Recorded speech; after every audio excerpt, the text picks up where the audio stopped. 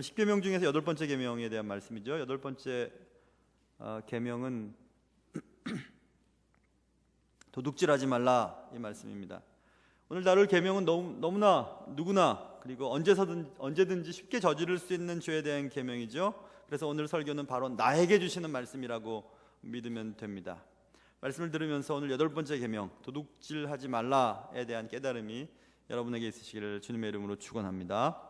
오늘 저는 제목을 바늘과 소로 정했어요. 여러분 다 머릿속에서 어떤 속담이 떠오르지 않습니까?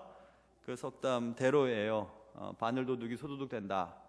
여러분 다 맞히셨군요. 그렇죠? 그렇게 생각했군요. 그렇죠? 처음 맞췄죠? 지금 이 바늘이라고 하는 것, 바늘은 옷 따위를 짓거나 꿰맬 때 쓰이는 물건, 무엇인가를 깁기 위해 필요한 도구라고 해석이 되고, 특별히 성경에서는 바늘이라고 하는 단어가 부자가 천국 가는 것이 낙타가 바늘기로 통과하는 것보다 어렵다 이렇게 말씀할 때 바늘 쓰였잖아요. 거기서 말하는 바늘은 바늘문, 바늘귀문이라고 하는 좁은 문이라고 해석이 되기도 하고, 말 그대로 바늘보다 작은, 좁은, 협착한 이렇게도 해석할 수 있어요. 그렇다면 거기서 쓰였던 바늘이라고 하는 것은 우리의 머릿속에 매우 작은 것, 바늘귀라고 하는 좁은 것, 협착한 것 이렇게 우리가 이해할 수 있잖아요. 그러므로 바늘을 훔쳤다라고 하는 것은, 한국 속담에 바늘을 훔쳤다라고 하는 것은 최소한의 필요를 위해서 훔친 것입니다. 최소한의 필요, 바늘을 훔쳐서 무엇인가를 기워서 쓰거나 꿰매어 쓰거나 바느질을 해서 무언가 생계 유지를 위한 목적 때문에 바늘을 훔친 거예요. 그러니까 바늘을 훔쳤다는 것은 소박한 바람에서 시작됐다는 것을 알 수 있습니다. 처음에 도둑질은 이렇게 사소한 것부터 출발된다는 것을 우리 선조들은 우리에게 알려주고 있죠. 아마 최소한의 필요를 충족시키기 위해서 시도한 것이 바늘을 훔친 것이었습니다. 바늘 한번 생각해 보세요. 아까 설명드린 것처럼 훔쳐도 잘 들키지 않은 거예요. 그리고 누군가의 바늘을 훔쳐도 잃어버린 그 사람에게는 큰 낭패가 되지 않은 물건입니다. 그렇기 때문에 그것을 훔친 자에게도 큰 죄책감이 들지 않는 물건이고, 그것을 잃어버린 자에게도 큰 손해가 나지 않는 물건이기 때문에 바늘을 훔칠 때에는 큰 문제가 발생되지 않는다 이것입니다. 바늘을 도둑질한 것은 거기서 그치지 않고 그 다음 문제를 발생하기 때문에 문제가 되는 거예요. 바늘 자체에서 문제가 일어나는 확률은 극히 드뭅니다. 그러기에 바늘을 훔친 것의 문제는 그 다음의 것들이 어떻게 진행되어 가는가, 그것을 살펴봐야 되죠. 우리 선조들은 바늘 다음에 소라고 하는 물건을 생각했었습니다. 바늘을 훔친 자, 아무것도 아닌 것 같은, 큰 해가 되지 않을 것 같은, 훔쳐도 손해날 것 같지 잃어버려도 손해날 것 같지 않고 훔쳐도 들키지 않을 만한 작은 바늘, 그것을 훔쳤습니다. 거기서 끝나는 것이 아니라 그렇게 훔치고 들키지 않고 해가 되지 않고 별 볼 일 없는 도둑질이었으나 그것이 계속되다 보면 속같이 훔치게 된다 이것입니다. 소의 크기는 대략 3.1m라고 나와 있습니다. 무게는 360kg에서 1.8톤쯤 된다고 사전에 나와 있습니다. 이 소라고 하는 것은 고대 사회에 있어서 큰 재산 중 하나였죠. 소가 살아있는 동안에는 경제활동의 큰 부분을 담당합니다. 소가 죽을 때에는 소로부터 얻을 수 있는 것이 매우 많았습니다. 그런데 그 소를 훔칩니다. 그러므로 소를 훔칠 때의 마음은 바늘을 훔칠 때의 마음과는 분명히 다른 거죠. 최소한의 필요를 충족시키기 위해 바늘을 훔쳐서 물건을 깁고 옷을 만들어서 최소한의 생계 유지를 할 목적으로 훔친 것이 아니라, 소를 훔친 것은 소로부터 얻을 수 있는 많은 것들을 기대하면서 훔친 것입니다. 그런 소를 훔쳤다. 큰 이익을 위해 훔치는 것이죠. 결국 소를 훔친 것은 소박한 마음 때문에 훔친 것이 아니라 남의 것을 가지고 내 배를 채우려고 하는 천박한 바람 때문에 훔치게 되는 것입니다. 그러므로 바늘 도둑과 소도둑이라고 하는 것은 분명한 차이가 있죠. 그런데 문제는 바늘을 훔친 도둑이 소가 훔친 도둑으로 계속해서 발전된다는 것입니다. 바늘을 훔쳐본 사람은 언젠가는 소를 훔칠 수 있는 용감함이 생긴다는 것입니다. 바늘을 훔쳤을 때는 들킬 염려도 없고 큰 죄책감을 갖지 않아도 됐지만, 바늘을 훔치는 데서 끝나는 것이 아니라 바늘을 훔치는 일에 대한 심각한 문제의식을 갖고 있지 않는다면 그 죄가 점점 자라나서 결국 들킬 염려가 매우 크고, 또 훔치게 됐을 때 잃어버린 사람에게서 큰 타격을 주는 소라고 하는 큰 물건까지라도 훔치고야 말겠다라고 하는 용감 무사망, 그런 생각들을 갖게 한다. 결국 큰 죄책감이 생긴다고 해도 소를 훔칠 생각을 갖게 하고 결국 그것을 실행하도록 만든다. 그것이 우리 선조들이 발견한 바늘도둑이 소도둑 된다라고 하는 속담입니다. 그래서 제가 생각해 본 겁니다. 바늘 그리고 소, 바늘도둑이 소도둑이 될 때까지 어떤 일들이 벌어질까? 조금 전에 설명드린 그런 내용들을 한번 생각해 보았어요. 다시 한번 정리해 볼까요? 소를 훔치면 소 주인에게 들킬 확률이 매우 높습니다. 왜냐하면 소 주인은 자신의 소를 알아볼 수 있기 때문에 그래요. 동네에서 소를 훔치면 소를 잃어버린 소 주인이 돌아다니다가 자신의 소를 발견하고 이 도둑놈 하고 잡아 당겨버리면 들킬 염려가 크죠. 그렇기 때문에 소를 훔친 자가 소 주인이 와서 내 소라고 얘기할 때 또 다른 죄를 짓게 됩니다. 아닌데? 이거 내 소인데? 라고 거짓말까지 하게 됩니다. 도둑질을 하게 되고 거짓말을 하게 되죠. 남을 속이게 됩니다. 그러니까 계속 죄를 키우는 일들을 발생하게 되죠.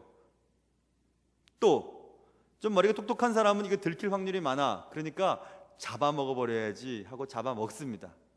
혹은 잡아서 팔아버려야지 하고 깨끗하게 팔아버립니다. 그런데 아까 설명드렸죠? 어떤 사람에게 있어서의 소는 이거 잘 활용해서 자식 공부도 시키고 논도 갈고 밭도 갈고 그리고 소가 새끼를 낳으면 그 송아지 또 키워서 또 재산을 증식시키는 아주 중요한 것입니다. 근데 그것을 들킬 염려 때문에 소를 훔친 사람은 잡아먹어버려요. 그러니까 어떤 사람에겐 그게 굉장히 소중한 것인데 자기에게는 한 끼 식량과 남에게 팔아서 그것으로 재산을 증식하는 일에 사용해버리게 됩니다. 그러니까 그게 죄가 되는 것입니다. 소를 훔친 자에게 그 소는 단지 쉽게 재물을 얻고 배불리 먹는 도구일 뿐이지, 소를 잃어버린 사람에게 있어서 가족과 같은, 그리고 내 자녀들을 공부시킬 수 있는 좋은 도구, 내 농사를 만들 수 있는 좋은 도구라고까지 생각을 하지 않습니다. 내겐 귀하지만 상대방에게는 그 귀한 것을 귀하게 여기지 않을 만한 일들이 많이 발생되게 되죠. 그게 바로 도둑질입니다.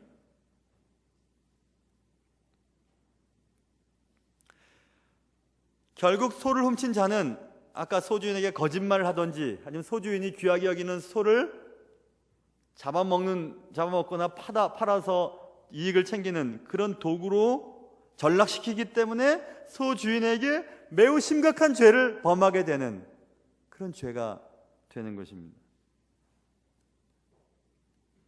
그래서 바늘도둑이 소도둑 된다, 작은 이런 도둑질을 했다가 큰 도둑질한다, 그 정도의 의미가 아닌 것 같습니다. 아무리 생각해봐도 그런 숨겨진 의미가 매우 많이 담겨져 있는 것을 제가 이 속담을 통해서 느낄 수 있었습니다. 자, 다시 한번 돌아가 볼까요? 굳이 한국 속담이 아니더라도 도둑질하지 말라라고 하는 하나님의 말씀 속에 담겨진 뜻을 한번 생각해 볼까요? 우리 선조들이 발견한 적은 일을 성공적으로 도둑질을 했습니다. 들키질 않았어요. 그리고 별 중요한 것도 아니었습니다. 잃어버렸다고 온 동네를 떠나가 듯 찾는 일도 벌어지지 않았습니다. 그리고 그 바늘 가지고 겨우 옷을 기워 입거나 삭바느질을 해서 생계 유지를 하는데 사용했습니다. 그러니 큰 문제가 아닐 것처럼 여겨집니다. 그래서 훔치긴 훔쳤지만 그게 큰 문제를 일으키지 않았습니다. 그래서 쉽게 성공했던 기억이 개인에게 남게 됩니다. 아, 그래, 뭐 이게 뭐 별거야, 이럴 수도 있지 하고 쉽게 성공했던 죄를 계속 반복하게 됩니다. 마치 숨기기도 쉽고 들키기도 매우 어려운 바늘을 훔친 그 기억을 계속해서 반복하게 됩니다. 쉽게 성공했던 죄가 더 큰 죄가 될 것이라고 하는 사실을 생각하지 않은 채 계속 그 죄를 시도하게 됩니다. 그러다가 점점 숨기기 어렵고 들키기도 쉬운 물건에 손을 대기 시작합니다. 그래서 결국은 다른 사람에게서는 큰 의미가 되는 속까지 훔치게 되는 일을 벌이게 됩니다. 그게 바로 도둑질의 성격입니다. 모든 도둑질은 다 그와 같이 발전되게 됩니다.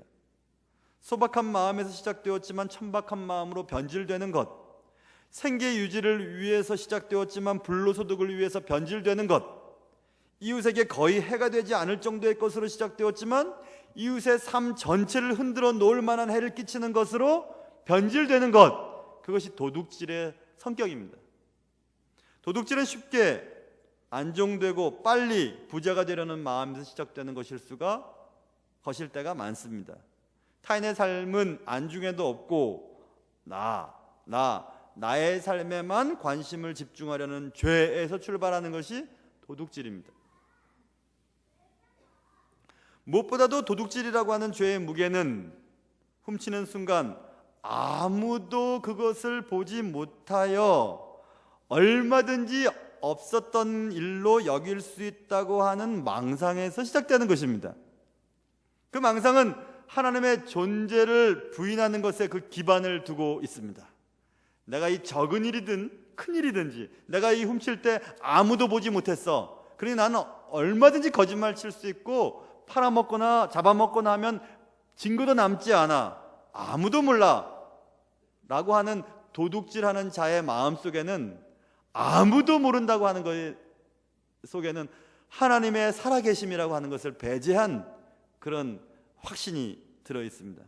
그래서 결국 도둑질하는 자는 하나님을 없는 것처럼 여기는 것이기 때문에 하나님의 존재를 부인하는 사람입니다. 그래서 큰 문제가 되는 것입니다. 바늘 도둑이 소도둑된다라고 하는 속담에서 저는 이 설교를 한번 끌어가 보았습니다. 야고보서 1장 15절에서 똑같은 말을 하고 있습니다. 욕심이 잉태한즉 죄를 낳고 죄가 장성한즉 사망을 낳느니라, 이렇게 되어 있죠. 욕심이 임신을 하는데 해산을 하면 그게 죄예요. 죄가 또 자라면 결국 사망을 낳습니다. 결국 그러니 욕심은 사망까지 가는 겁니다. 결국 우리가 욕심을 부리면 무엇인가 하여튼 끝날 때까지 가야지 해결이 되는 것입니다. 자, 여기서 우리는 분명히 다짐을 해야 될 것이 있어요. 그것은 뭐냐 하면 하나님은 바늘과 소를 결코 다르게 보지 않는다는 것입니다. 덩치 큰 소에 손을 대기 전에 작은 바늘에 손을 대는 것을 두려워할 줄 알아야 합니다. 그럴 때 비로소 우리가 하는 모든 일들, 남을 속이며 하는 모든 일들, 그것들을 아무도 보지 않는 것이 아니라 하나님이 보고 계시다고 하는 사실을 우리는 기억해야 합니다. 아무도 모르게 권력을 이용해서 남의 아내를 취하고 남의 아내를 취한 곳에서 아이를 잉태를 했던 다윗의 얘기를 우리는 잘 알고 있습니다. 아무도 보질 않았습니다. 적어도 자신의 권력으로 쉿 하면은 아무도 얘기하지 않을 그런 상황 속에서 일이 진행되었습니다. 그러나 그때 그 순간 하나님은 그 일을 보고 계셨습니다. 그리고 하나님은 나단 선지자를 통해서 이렇게 말씀하셨습니다. 사무엘하 12장 12절, 너는 은밀히 행하였으나 나는 온 이스라엘 앞에서 백주의 이 일을 행하리라 하셨나이다. 우리가 은밀히 하는 모든 것들, 그리고 내 속으로 생각하는 모든 것들 하나님이 다 보고 계십니다. 바늘을 훔치던 소를 훔치던 다른 사람을 정죄하는 마음을 갖던 그것들 다 주님이 알고 계십니다. 아무도 모르게 저지르는 많은 불미스러운 일들도 하나님은 다 보고 계십니다. 그래서 예수 믿는 사람들은 정직해야 됩니다. 예수님을 믿는 사람들은 정말 정직해야 됩니다. 예수 믿는 사람들은 내 것이 아닌 것에 대해서 별거 아닌데 뭐 하면서 그냥 지나갈 것이 아닙니다. 예수 믿는 사람들은 철저하게 하나님의 살아계심을 기억해야 합니다. 하나님이 내 삶의 순간순간 모든 삶에 대해서 관심을 가지시고 나를 불꽃 같은 눈동자로 지켜보신다는 사실을 기억해야 합니다. 제가 새벽 예배 시간에 여러 번 말씀드린 책이 있어요. 아무도 보는 이 없을 때 당신은 누구인가? 라고 하는 책입니다. 빌 하이벨스 목사님의 책이죠. 시카고에서 남쪽으로 조금 내려가면 윌로우 크릭이라고 하는 동네가 있는데요. 거기 윌로우 크릭 커뮤니티 처치 담임 목사이신 빌 하이벨스 목사님의 책인데, 그런 책들은 얇습니다. 그런 책들은 한 번씩 읽어보세요.